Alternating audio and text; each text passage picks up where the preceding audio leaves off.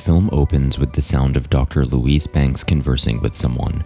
We're shown snippets of her life with her daughter, Hannah, ranging from Hannah's birth through her growing years and up to her untimely demise due to a deadly disease, presumably cancer. At this juncture, Dr. Louise is a linguistics professor without a family or a child. She had once assisted the US Army by translating a Farsi text. On a day like any other, as Louise is teaching, 12 extraterrestrial vessels appear and settle in various parts of the world. She returns to her solitary home, drifting to sleep with the news on. The filmmaker suggests to the audience that Louise might be grieving the loss of a daughter to cancer and now lives in solitude. However, this isn't true. She's simply living alone. Due to a nationwide lockdown mandated by the government, the university is shuttered. Louise visits the deserted campus and keeps up with the news from there. U.S. Army Colonel Weber seeks her out at the college. Armed with a recording of alien sounds, he enlists Louise's expertise to decipher their meaning. Louise asserts that to truly understand the alien communication, she needs to be on site. Upon securing the necessary clearances, Weber arrives at her residence with a helicopter to transport her. During the journey, she's introduced to Ian Donnelly, a physicist. Ian's role is to unravel different elements of the extraterrestrial arrival. Upon arriving at the extraterrestrial vessel, they access it through an entrance at the base. Inside, the gravitational orientation is unlike Earth's, being perpendicular to our planet's gravity. This unique feature subtly hints at the advanced nature of the alien civilization. The team dons radiation suits for their expedition inside. On her initial visit, Louise is rendered speechless by the sight of the 7-legged extraterrestrial beings. These beings are subsequently referred to as heptapods. During her second venture into the spacecraft, Louise brings along a compact whiteboard to facilitate communication with the aliens. She begins by writing "human" to identify themselves. Recognizing the written English as a mode of communication, the alien entities reply with a circular glyph indicating they possess their own form of written language. Intriguingly, they employ an advanced extraterrestrial ink for their writings. During their subsequent visit, Louise chooses to remove her radiation suit to allow the aliens a clearer view of her face. She inscribes Louise on the whiteboard and gestures toward herself. Inspired, Ian also sheds his suit. On a separate board, she writes Ian, and he gestures to himself. In response, the two aliens project distinct symbols, indicating their individual identities. To simplify matters, the team dubs the heptapods Abbott and Costello. Over what seems to span roughly a month, they engage in a prolonged exchange with the aliens. Their primary question remains, why have you come to Earth?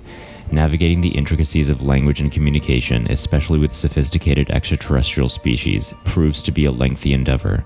This is further complicated by the inherent suspicion and volatile nature of humans.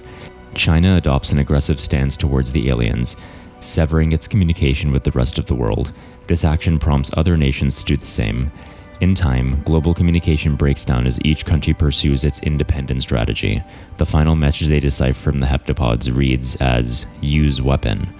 Upon hearing the "use weapon" message, a small faction within the military, comprising 4 soldiers, unilaterally decides the aliens have hostile intentions. Believing the aliens are preparing to strike, they covertly plant a bomb inside the spacecraft. Louise and Ian, convinced that there have been a misinterpretation of the alien language, decide to re-enter the craft, firmly believing that the aliens harbor no malicious intent. During their interaction, the heptapods present a series of symbols, but before any meaningful exchange can occur, the bomb detonates. In a protective move, the aliens eject both Louise and Ian from the craft, shielding them from the blast. Tragically, one heptapod perishes in the explosion. It's crucial to pause and delve into Louise's experiences as she interacts with the aliens. Ian introduces the notion that deep immersion in a language can potentially reshape the brain's architecture. It's evident that Louise has been engrossed in the alien script, attempting to discern the intricacies of each symbol. By deeply immersing herself in the extraterrestrial language, her cognitive perception starts to align with that of the aliens. Here's the pivotal distinction about the aliens and their linguistic system. They don't perceive time in a linear fashion. Their writing system is designed in harmony with this perspective, standing in stark contrast to our own linear concept of time. Every human script progresses from one end of a page to the other, whether that's from left to right, right to left, or top to bottom. In stark contrast, the alien script conveys their messages in a singular circular symbol. This isn't sequential, it's holistic. Delving deep into this language shapes the brain to grasp time in a holistic, non-linear manner. To put it succinctly, as Louise dives deeper into understanding the language, she begins to concurrently perceive her past, present, and future. Through her immersion in the alien script, visions of her future begin to manifest. She envisions the birth of her daughter, whom she'll name Hannah. She foresees the heartbreak of Hannah being diagnosed with cancer and her eventual passing. The director cleverly guides the audience to believe that Louise is reminiscing about her past when, in fact, she's getting fragmented glimpses of her yet-to-unfold future.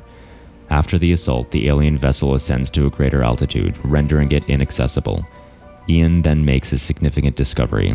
He identifies 12 recurring symbols that align with the number of alien ships. This leads them to believe that the aliens are communicating the necessity for all 12 nations to combine their insight in order to grasp the purpose behind their visit. While attempting to unravel the final complex message, Louise experiences a vision. She witnesses a small transportation module detaching from the main vessel and observes herself inside the ship. These visions are perplexing to her, but she is drawn to venture outside. Just as foreseen, the transportation module descends and Louise, with a sense of purpose, steps inside to be transported to the main vessel. Inside, she encounters the heptapod. The alien elucidates that she's been granted the power to foresee the future. The initially interpreted message, "use weapon," is clarified to actually mean "use gift." The extraterrestrial visitors intend to bestow upon humanity their unique language as a gift.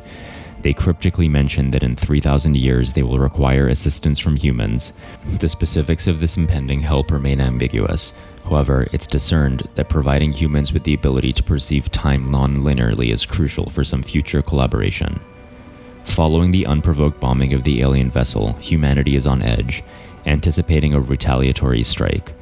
As the base undergoes evacuation, Louise is ushered out of the alien craft. The prevailing sentiment among humans is gearing towards a confrontational stance with the extraterrestrials.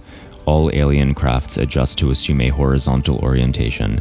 The significance of that shift remains ambiguous, but it could be a defensive posture or simply a sign of non-aggression. Despite the tensions, the aliens don't harbor any intention of waging war. Their underlying objective is the survival and prosperity of the human race. Louise experiences a vision that transports her 18 months into the future.